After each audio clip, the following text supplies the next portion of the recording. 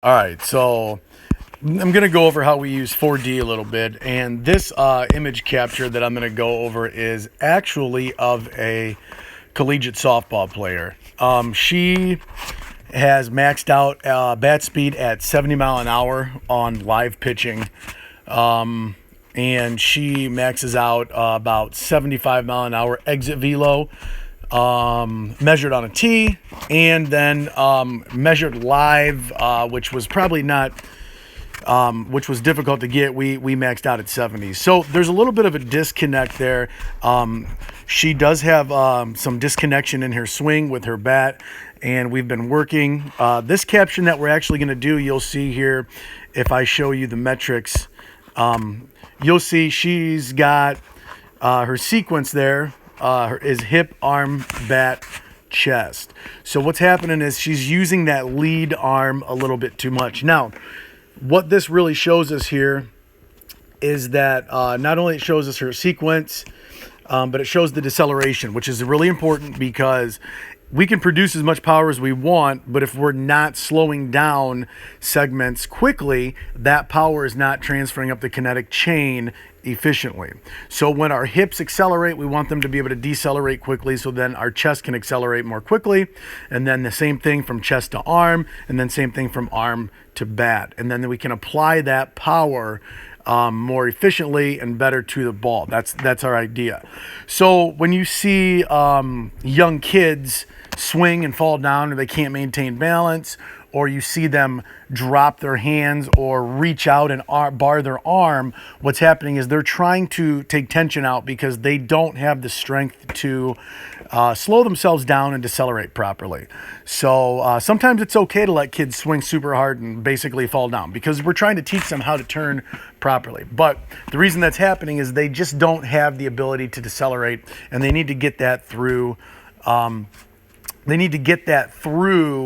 Strength training and getting stronger. Now, right here where we have underneath sequence, you see chest, and it says gain from pelvis. Basically what this means is that the pelvis is moving about 59% fast, or the chest is moving 59% faster than the pelvis, which is good. That's a good metric that we want. We want to see a 30% increase in chest, so this is really good. Now, as you move down to the arm, you see there's a negative 4% increase from chest speed on this particular swing.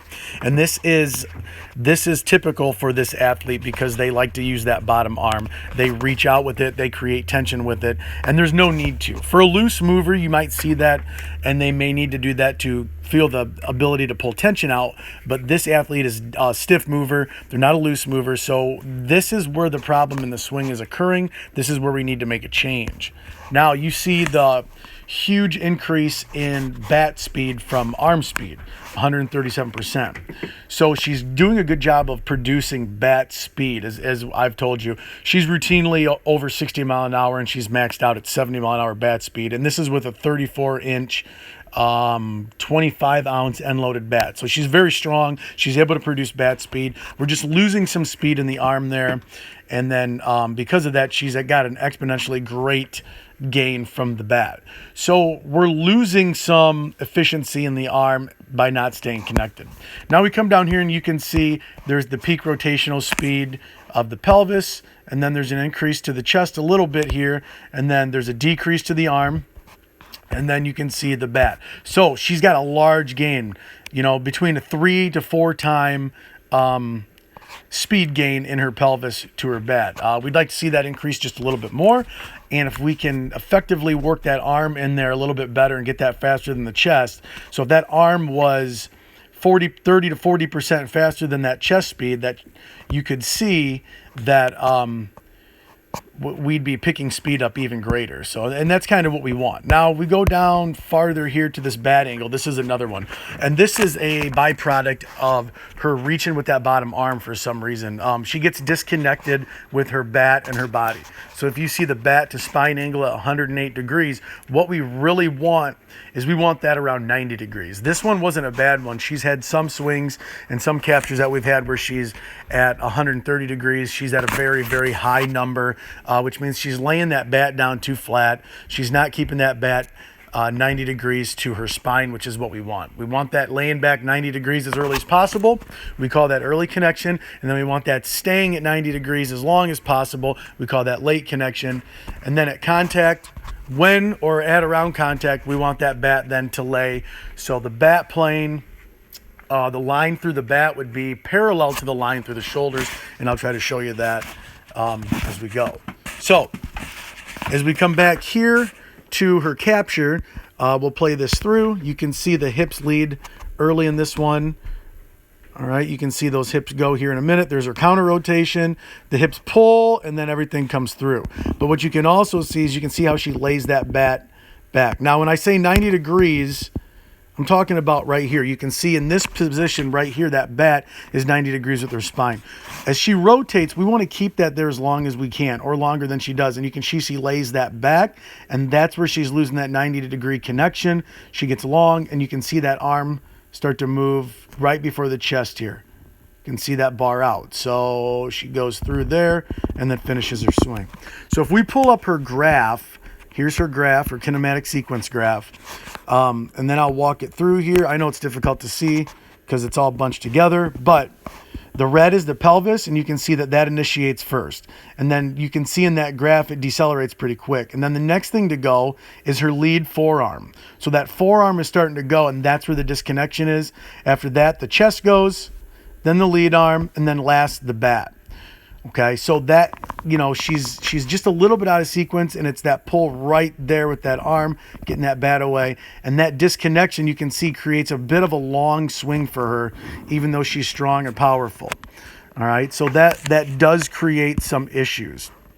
If we turn this off now, and if I can find the right tools here, I can find her shoulder, a shoulder line, and a bat line. Okay, and now right there, she's at about 90 degrees, and that's what we want to start. We want that connection to be at 90 degrees. She's pretty close to it there, and then you can see she loses that, and now she's parallel in this position right there. Those lines are parallel, and now we're at contact. That's where we really want to be, in that parallel position. So you can see where she's losing her connection. She's got it, and then bang, right there, she loses that connection. So this really gives us a sense of where she's losing that where she's losing the connection, or she's losing efficiency in the kinematic sequence. Is she's losing it because she's losing that connection by basically engaging that bottom arm way too early, and then accelerating at the forearm prior to letting the chest accelerate, and then letting that forearm come through later. So if we would do this, if she was doing it the right way in this graph that I showed earlier, what we would see is we would see her come through. We'd see that pelvis initiate, and you can see that in the capture and the graph, the red dot there. Then we would see that connection stay in this position it's in right now, that 90 degree position, where the bat's basically 90 degrees to the spine. Okay, we would see that continue to stay as we move through the sequence, instead of extending there and getting larger than 90 degrees. All right. And then we would see those things come through, and then the contact would be coming there. So this is kind of how we use the motion capture with our hitters. It gives us a way to assess. It gives us a way to look at the metrics and the graph to see where they are sequence-wise. And we want to see eventually hip, chest, bat, and arm. That's what we'd want to see. Her deceleration sequence is ideal, which makes complete sense because she is very, very strong. So what we would do here is we'd use a series of drills to try to correct that, and that would be dependent on the player and what they need. So this is kind of what we do here. I'm going to continue this video with how we then implement our bat tracker information.